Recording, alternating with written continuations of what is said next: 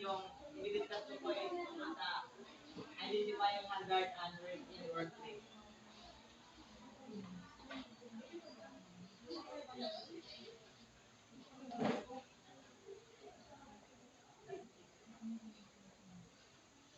Sino gusto magmasa?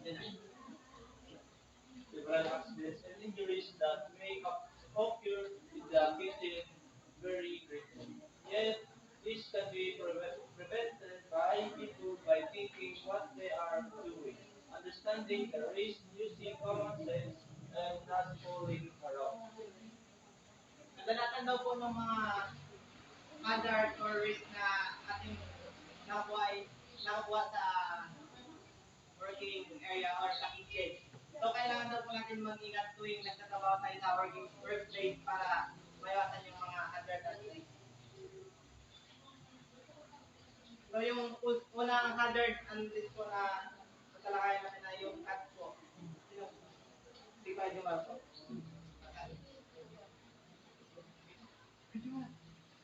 Yung cut. Ay, si Junard nila po din.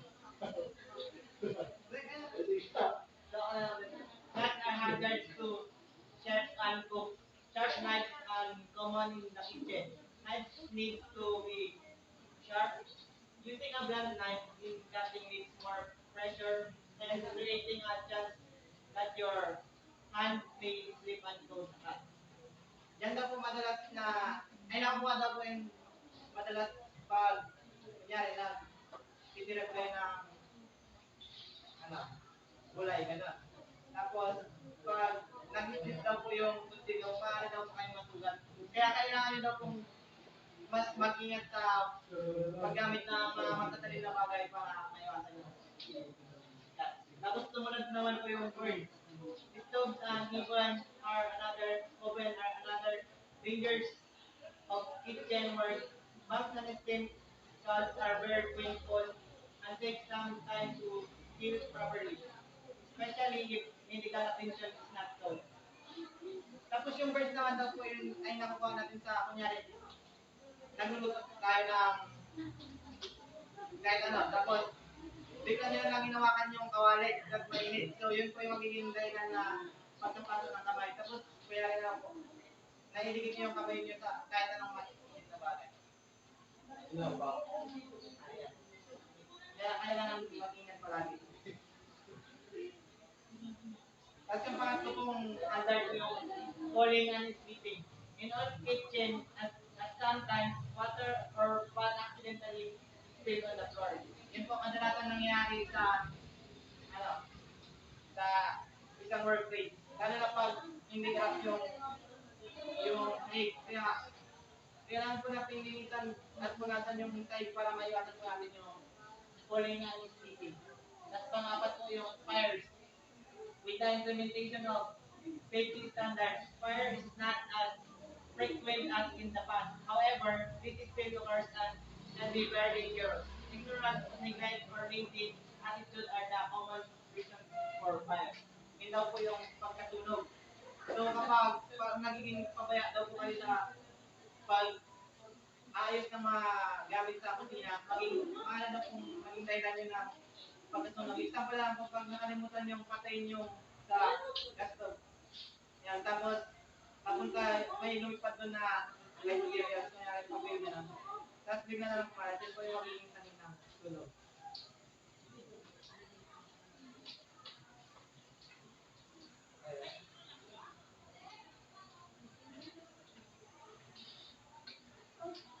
Tapos next po yung lifting.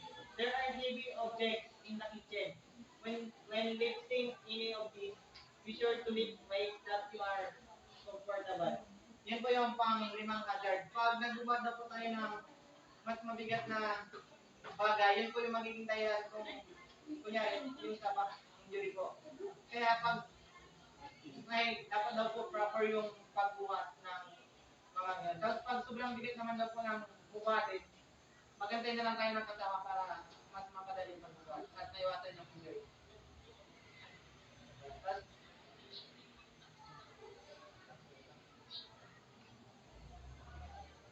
Tapos yung noise naman po. Noise may cause hearing problems. all industrial workplaces, including kitchens or areas in which noises are invisible. Yun po yung nagkakaroon daw po tayo ng hearing problem. Dahil lang po sa sobrang ingay, kunyari na lang po sa kusina, kunyari, nahulog niyo yung takip ng kaldero. Tapos, sobrang lakas. Pero, yun po. Tapos next po yung diseases. Kitchen are ideal breeding grounds for bacteria and pests.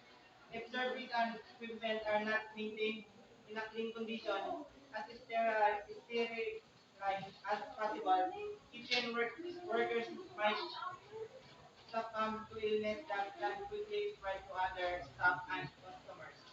Yun naman po yung, kunyari po, madali po tayong makakuha ng disease sa isang kitchen dahil doon po nailalagay yung iba't ibang uri po ng gulay na pwede pong mayroong mikrobyo gano'n.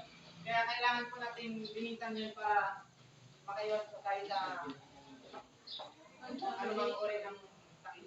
Kasi pag hindi po naging malinis yung kusina, maaari pong maapektuhan yung mga niluluto natin pagkain.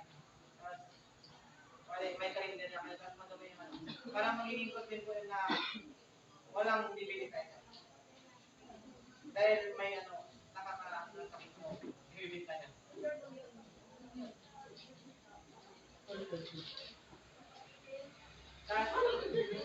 Controlling on hazard and risk. Workplace incidents can be have a dramatic impact on people's lives and loss of skilled staff and loss production of goods and services can have significant financial impact on the organization. Dito naman po yung kailangan po natin kontrolin yung ayusin yung workplace po natin para maiwasan po natin yung negative impact po sa ating ating ginagawa.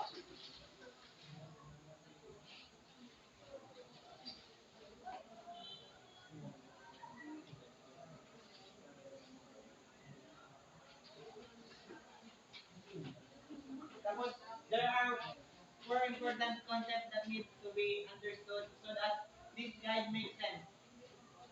Sino pong gusto magbasa? Melanie. Lahat yan? A hazard is something currently in or being considered to be new. The word environment that has potential to cause harm to people. A risk is the chance or likelihood that a hazard will cause harm to people. Harm is death, injury, illness, including psychological illness, or disease that may be suffered by a person from a hazard or risk.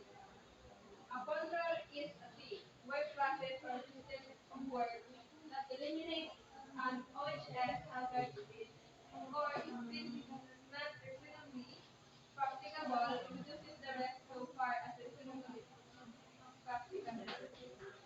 So yan po yung mga apat na importanteng concept na kailangan natin maintindihan upang magkaroon po ng maayos na at malinis na workplace. Dahil sinasabi po dito sa ilalim ng Occupational and Health and Safety Act of 2004 or OHS Act, ang mga may hawak ng tungkulin ay may mga obligasyon na tiyakin ang kalusugan at kaligtasan ng mga taong lang sa makatwirang magagawa.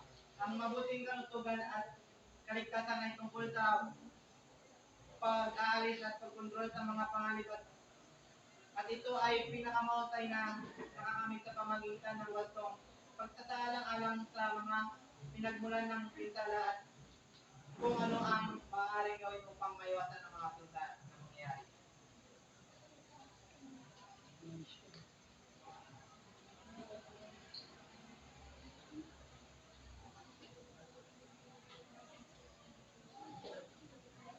Kasi lang po.